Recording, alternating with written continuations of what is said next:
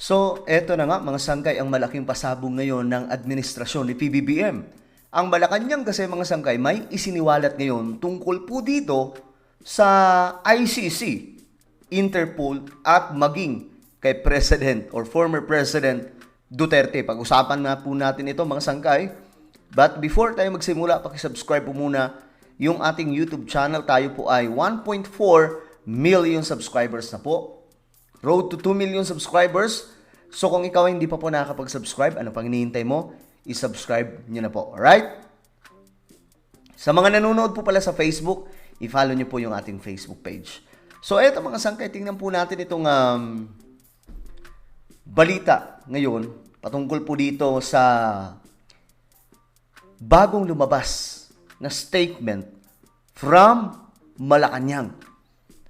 Tungkol po dito sa ICC, kasi nga po itong ICC mga sangkay, matagal na pong pinag-iinitan itong si dating Pangulong Duterte. Ngayon, for sa napakahabang panahon mga sangkay, since na umupo si si PBBM, itong si PRRD mga sangkay ay protektado ni Pangulong Bongbong Marcos.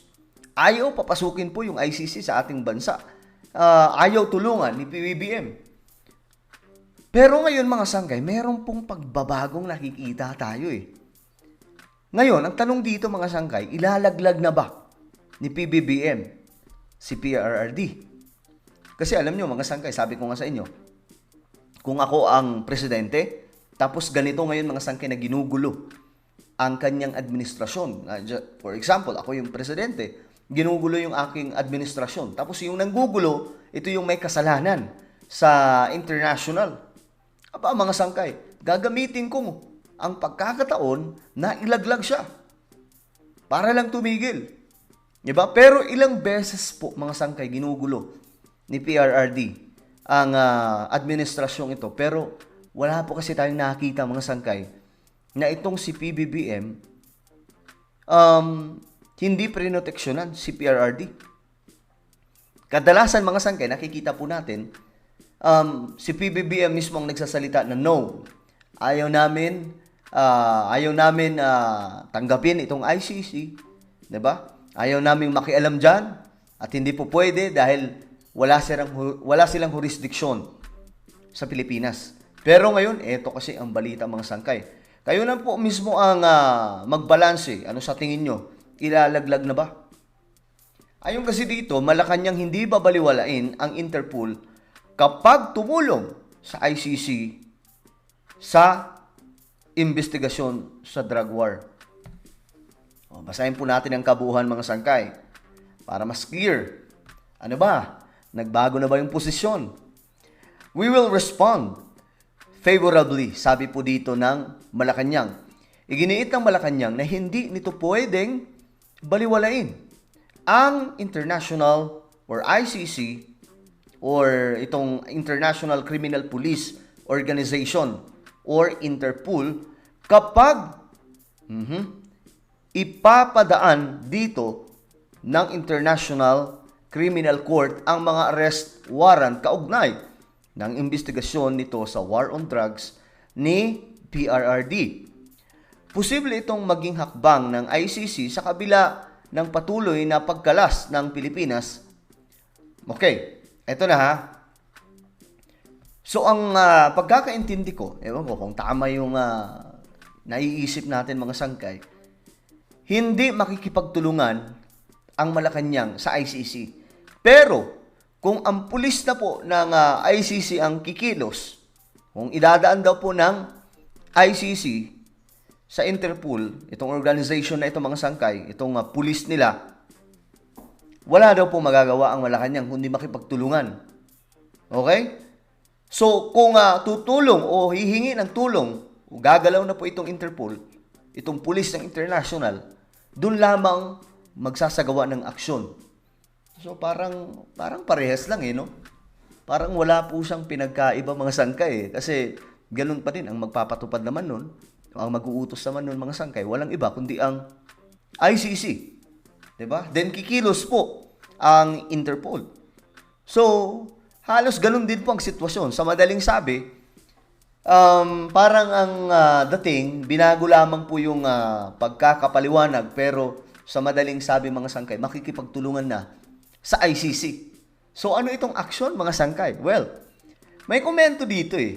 Pakinggan po natin. Ito yung paliwanag ni Lucas Bersamin, Executive Secretary ng Pilipinas. We have withdrawn from the ICC, membership from the ICC, and that withdrawal is already in effect. Pero we have been very clear in our statements regarding this. If the ICC makes a move and courses the move through the Interpol, Kumbaga gagamitin ng ICC ang Interpol, then, ano mangyayari? and the Interpol makes the request to us for the arrest or delivery of the custody of a person subject to ICC jurisdiction, we will respond Impose and respond. favorably or positively to the Interpol request kasi nagbe-benefit din tayo sa Interpol in other cases. Hindi naman pwedeng sabihin na, oy, kumo ICC ang nag-request sa inyo to come to us, hindi na namin kayo papansinin. Kung tayo ang magre-request sa Interpol, hindi na rin tayo papansinin yan. Because that is committee, ang tawag doon eh. Committee. Pakikipagkaibigan, pakikipagmabuting Pero alam niyo mga sangkay, ang duda pa rin dito ng mga DDS, syempre, sasabihin nila, kaya ginagawa ito ngayon nila PBBM dahil nagsasalita na po si PRRD. Well, let's be na lang mga sangkay, realistic. Totoo naman, na posible po talagang pagalawin na po ni PBBM ito. Dahil maingay na po eh. Panay na po banat mga sangkay, di ba? Kung ano-ano na lang issue ang ibinabato, hindi po makatulog na hindi po makakaposisyon ang kung sino mang sinusuportahan itong mga DDS. Kaya, it's time na pindutin po ang pinakaalas. Sabi nila, maraming magrarally ay mga sangkay. For me, malabo po maging matagumpay yan. Malabo po yung mga EDSA na yan. Malabo po yan. Eto, mga sangkay, tingnan po natin itong pahayag ng media from TV5, no? Isa pong explanation tungkol po dito.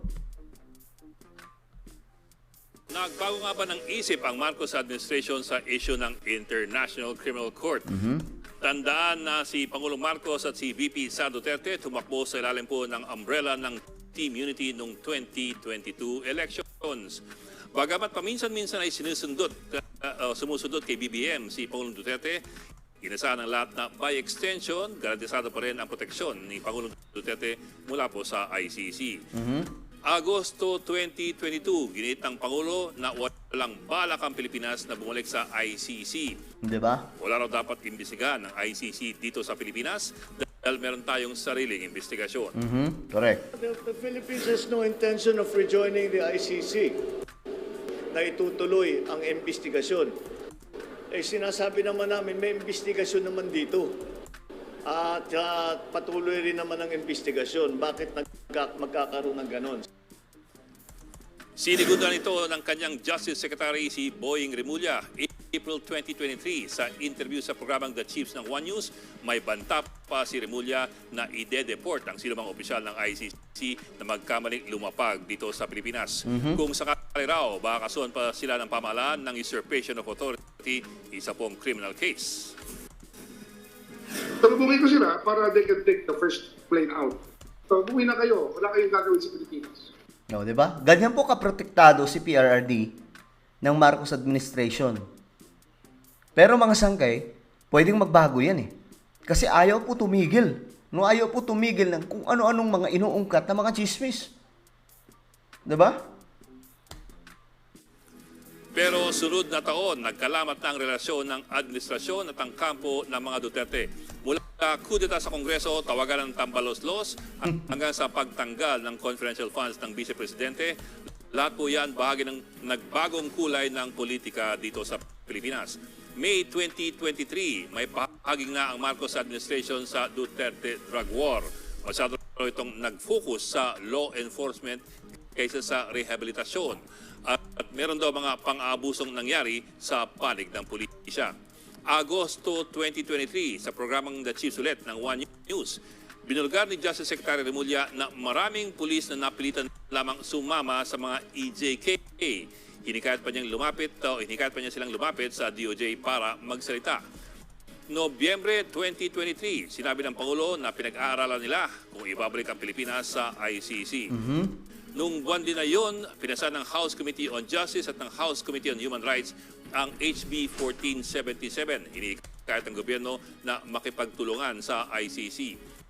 Enero 2024, sinabi naman ni Secretary Remulla, hindi tutulong ang Pilipinas sa anumang investigasyon ng ICC, pero pwede silang pumunta dito sa Pilipinas. Sinabi din ni Remulla, 2 linggo lamang matapos murahin at tawaging bangag ni Duterte si Pangulong Marcos at magbanta ng secession sa Mindanao. Ito rin ang buwan na sunod-sunod ang mga anti-Marcos rally ng kampo ni Duterte. Pagdating po ng Agosto ng 2024, may bagong anggulo na pinalutang ang administrasyon. Hindi pa rin daw sila makikipagtulungan sa ICC. Grabe, no? Kahit ganun po yung pinaggagawa nila PRRD, still, naninindigan po yung administrasyon na di pa rin may makikipagtulungan. Grabe. Pero kung idadaan ng ICC sa Interpol ang anumang arrest warrant laban kay Pangulong Duterte, hindi raw nila ito basta-basta mahaharangan. Bakit may ganong paghihimay ng ICC at ng Interpol? Ayan. Ginikit kasi ng Pilipinas na hindi na ito kailangan sumunod sa ICC dahil hindi na ito miyembro ng Rome Statute. Pero sa bagong pihit nito, sinabi ng administrasyon na ibang usapin pag idaan ng ICC ang arrest warrant dito po sa Interpol. Dahil miyembro pa rin tayo ng Interpol. Tandaan po na walang police powers of arrest ang Interpol o kahit ang ICC. Coordination lamang ginagawa nito sa mga local police forces. Kumbaga, kung meron mang arrest warrant na idadaan sa Interpol, hihilingin ng Interpol sa Pilipinas na ito mismo ang humuli sa isang suspect. So, PNP or NBI po ang gagawa niyan. Ganun pa rin mga sangkay, no? Otoridad pa rin pala ng Pilipinas ang gagawa ng paghuli. At ngayong Biyernes, ang Malacanang mismo nagsabi o ang gumalaw ng baso. Sinabi Ayan ni Secretary Lucas Bersamin na kung idadaan ng ICC ang arrest warrant sa Interpol, hindi lang ito pag-aaralan ng administrasyon, ayon kay Bersamin, papaboran pa ng Malacanang ang request na ito. Nako. Well, kung kayo ang tatanungin mga sangkay, eto na ba yon? Sa tingin nyo ba, talagang ilalaglag na ni PBBM si Tatay Digong? At kayo, ano ba sa tingin nyo? Kayo ba ay pabor na ilaglag na? Just comment down below. Mayroon po tayong YouTube channel, guys. Ito po ay Sangkay Revelation. Hanapin nyo po ito sa YouTube. Nako, magaganda po yung topic natin dito. Kapag nakita nyo na, i-click nyo po yung subscribe, i-click ang bell, at i-click nyo po yung all. Ako na po ay magpapaalam. Mag-iingat po ang lahat. God bless everyone.